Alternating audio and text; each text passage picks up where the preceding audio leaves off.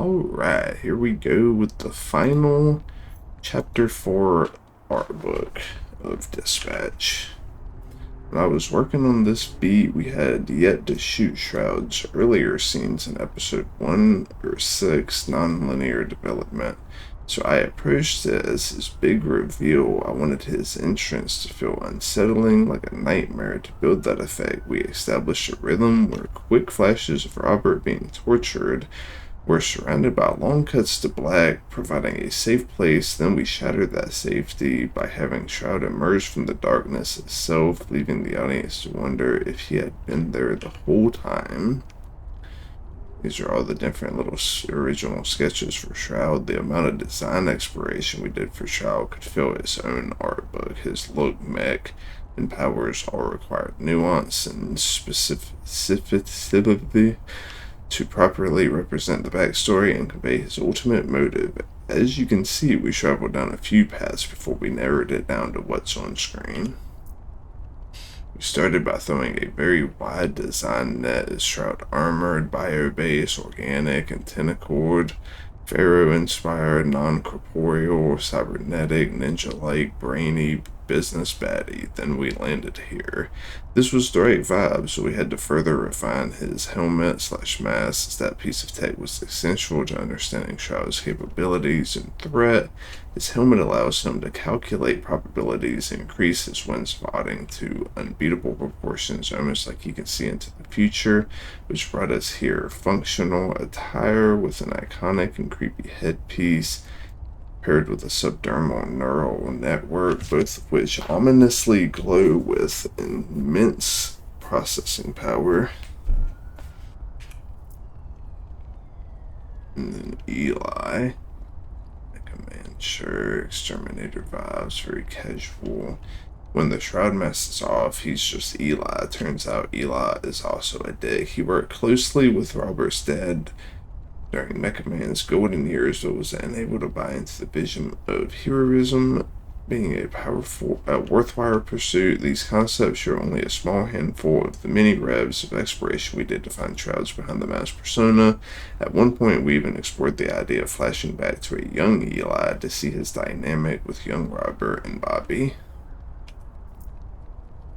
Yeah, Shroud was definitely a cool motherfucker. Shroud's mech, in contrast to Mecha Man, Shroud's mech is more alien and asymmetrical in its design, more primal and sharp in its movements. The Red Ring. Group fights are expensive to produce with so many unique characters, but we needed these villains to feel threatening, not like nameless assets. Our solution was to create a kit of body types and Red Ring augments that could be mixed and matched. This saved our animation partners the headache of starting from scratch each time we filled out a scene.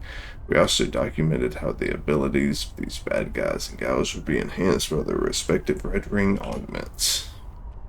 Sonar's juiced-up collar was designed to feel reminiscent of the bulky tech you'd see in an 80s sci-fi movie, yet still fit in with the Red Ring do-it-yourself aesthetic. Coupe's mask and wings are both glowing hot red. It's partly due to the rage felt from Robert's betrayal, but also the increased Red Ring power. She's faster, sharper, and a heck of a lot scarier. Psychic may feel particularly specific in her design, and that's because it was originally intended for a Z-Team member that got cut. Toxic is made of toxic sludge and has a real shit attitude to match. When he transforms, his clothes are burned off in the acid to reveal his cool cucumber. Thumbstick doesn't get the chance to live up to his rep, but we still had to design him as if he was a menacing dude. Lobgoon may look kinda cute, maybe even friendly, but he sucks, or rather blows up. We're trying too hard here, but you get it. He's a blob and he's a jerk. Armstrong started out with a basic silhouette, large, imposing, and top heavy. We then gave him tiny arms because, well, it was a funny contrast with his name. But more importantly, it strengthened the narrative that he's relying on the Red Ring's augmented mechanical ligaments. Z-Team and the final fight. The Z-Team got scrappy in the bar brawl back in episode 5, but it's not until the boss battle at the end of episode 8 that we see them show off their full power kits. Some even discover perfect synergy with a Bud and a Wombo combo move. The first step was to take stock of all their respective powers, then brainstorm the most interesting and entertaining ways they could work together. Next, we board out the scenes.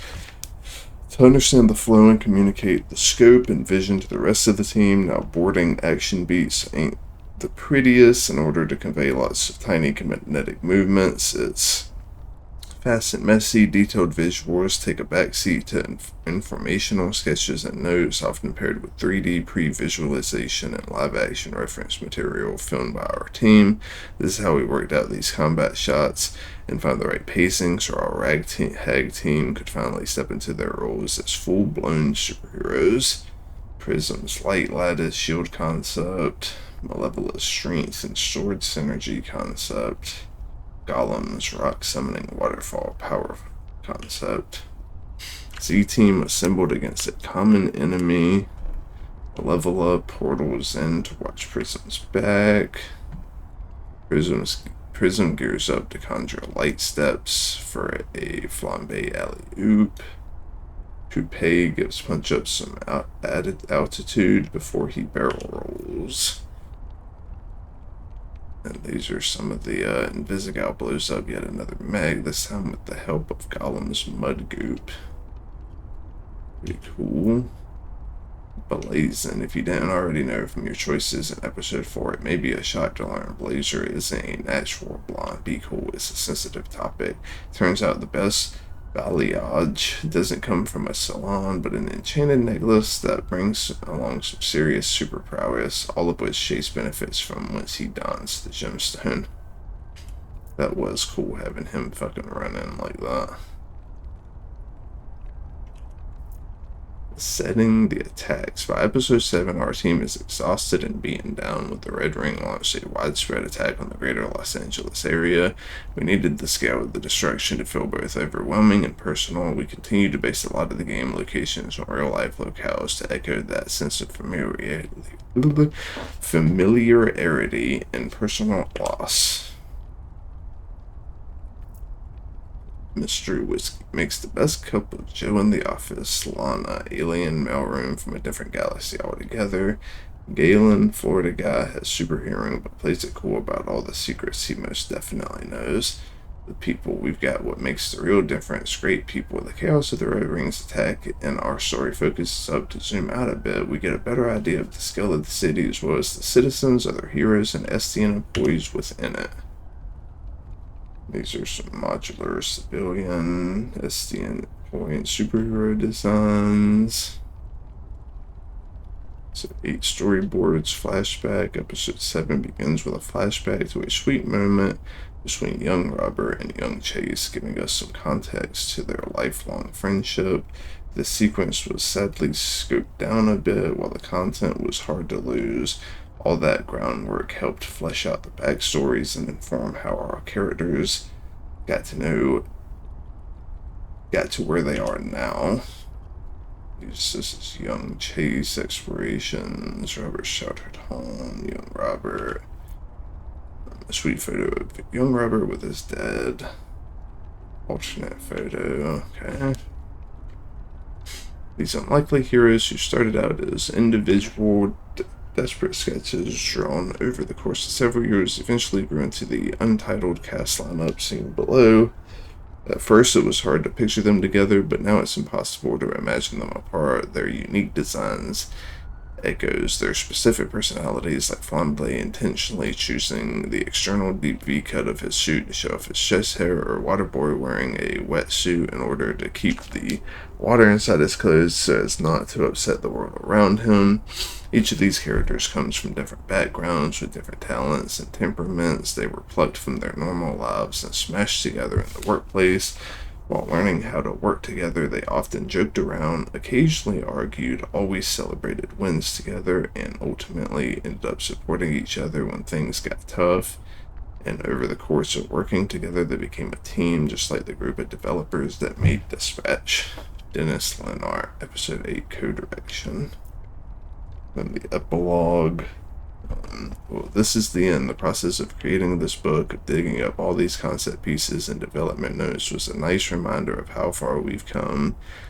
Making this game was sometimes beautiful, often frustrating, but always interesting. Hopefully, reading through this digital documentation of our journey was interesting for you as well. Speaking of you, we couldn't have done any of this without you. The curiosity, excitement, and support we received from you, the players, is why this game can exist at all. So thanks for playing, thanks for reading, and thanks for dispatching.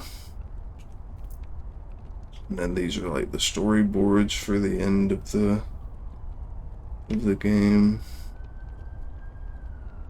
Really fucking cool to see. And then the art of dispatch, all the artists, and then a thank you little post-it card at the end. Oh yeah. Yeah, that was fucking awesome. I hope everyone enjoys this little art series on Dispatch that I've been doing, and definitely check out the other ones. Check out all my videos and like and subscribe. Peace, everyone. Hope y'all enjoyed it.